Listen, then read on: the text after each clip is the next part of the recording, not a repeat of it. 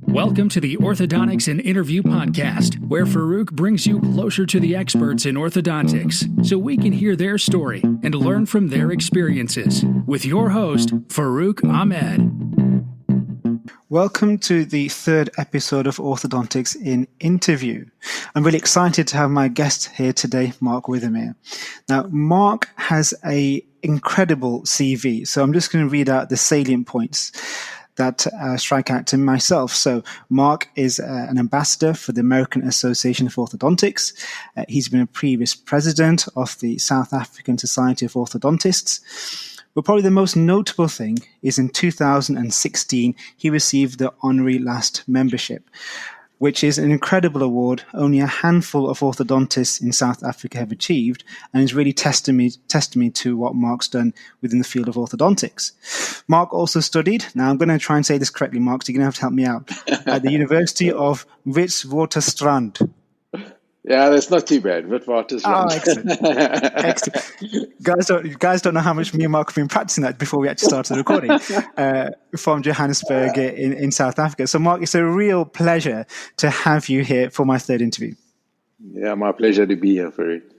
Fantastic.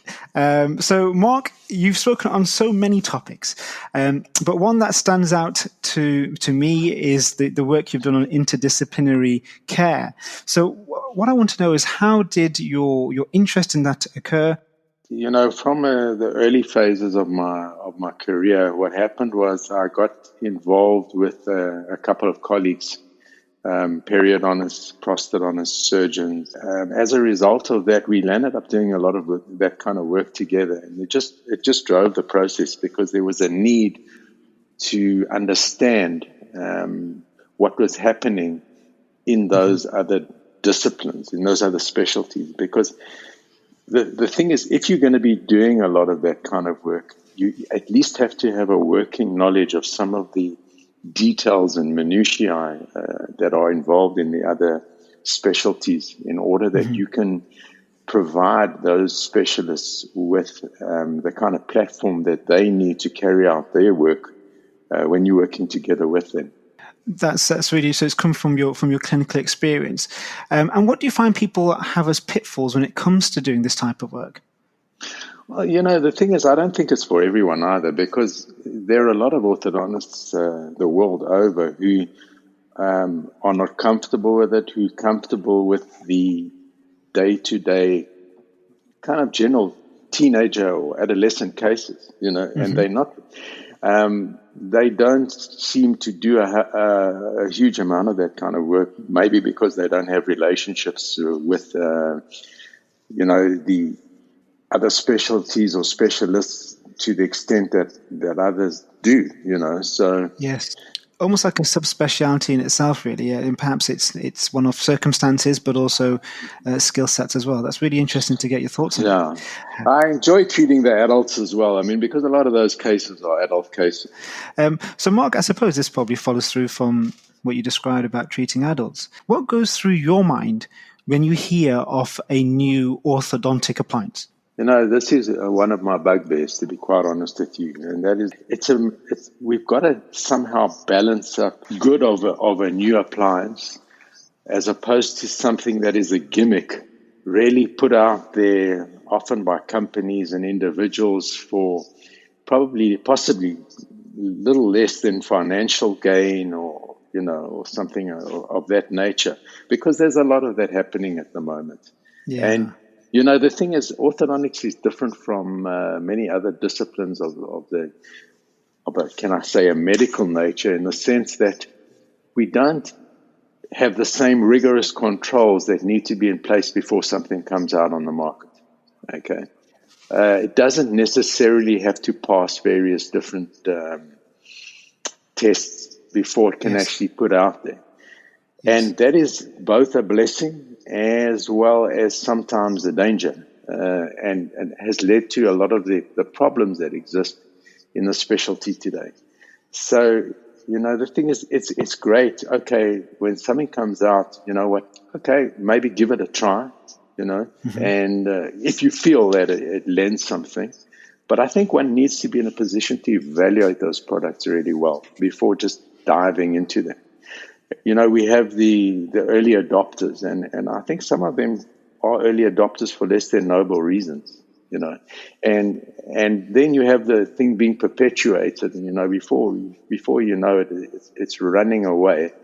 And I mean, we see it today with various different things. I'm not going to name them because I don't think it's fair, but I think, read between the lines. But where we that's have excellent. I'm glad you didn't, because you could have got me in trouble there. So that's great.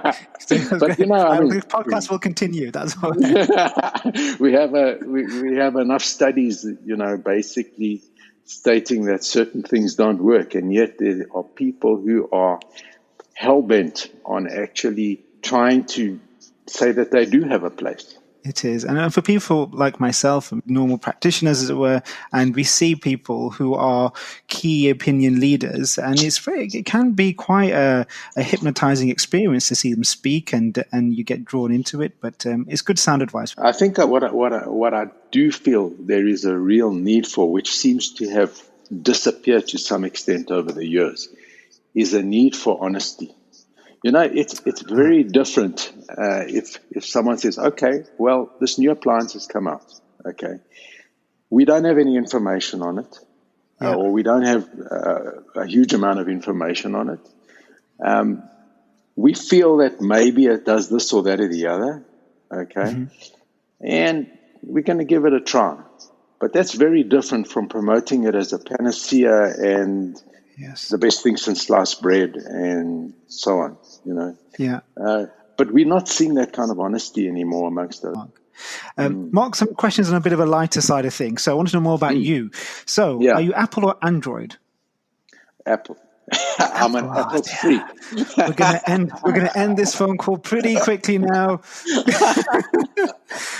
Fine, you're an Apple. Okay, fine. We won't go into this anymore. We'll move on. Mark, you're a sporting chap. So what's your favorite sport? Yeah.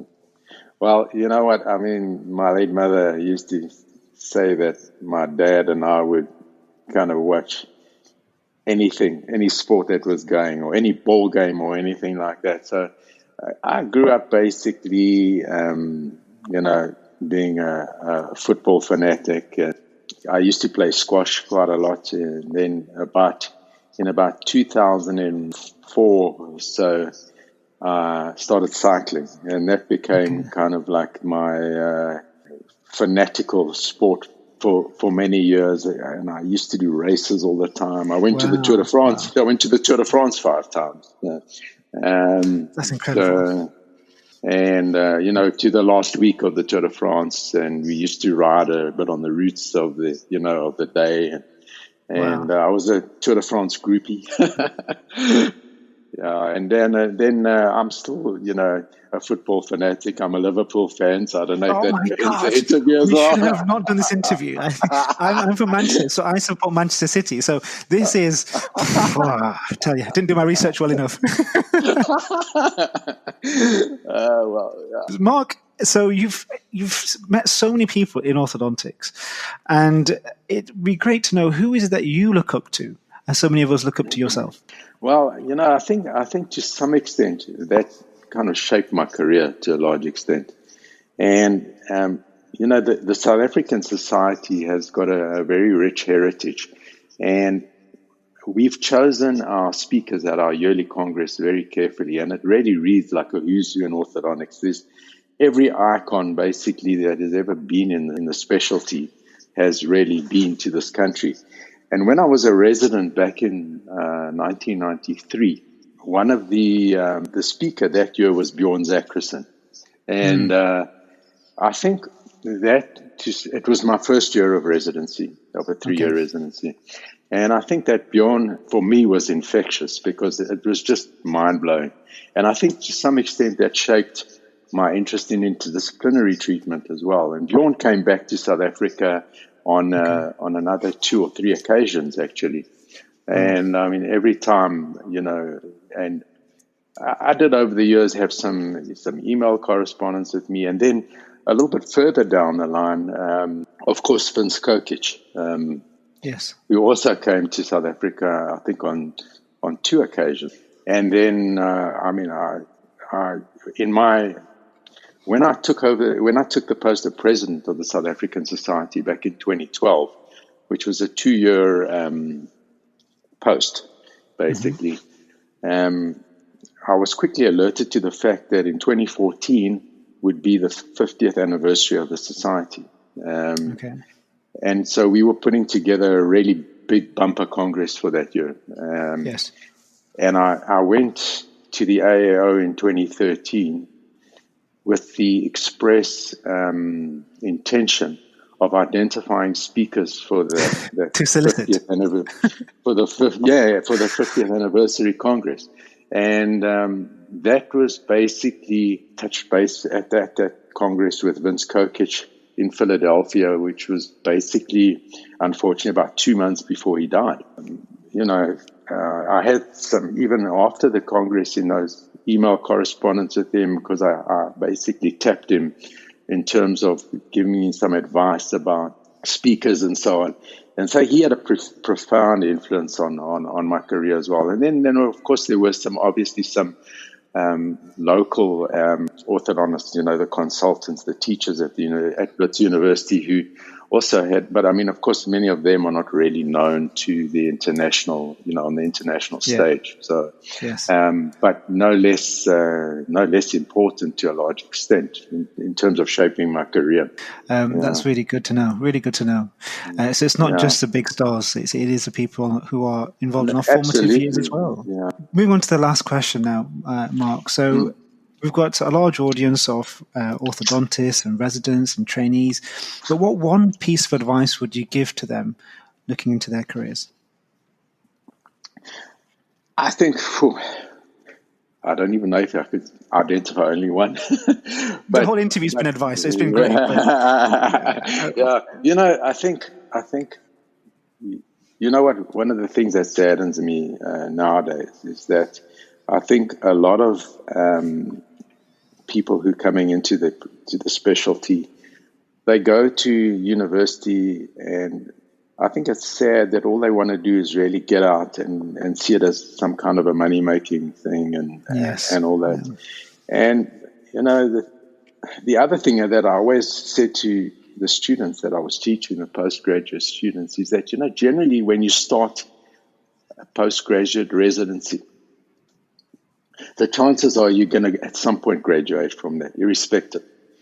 Yeah. But the product that you come out of a residency as is almost entirely determined by what you put into it. Okay. And the thing is that you can choose whether you come out of there as a kind of mediocre orthodontist or something more special than that.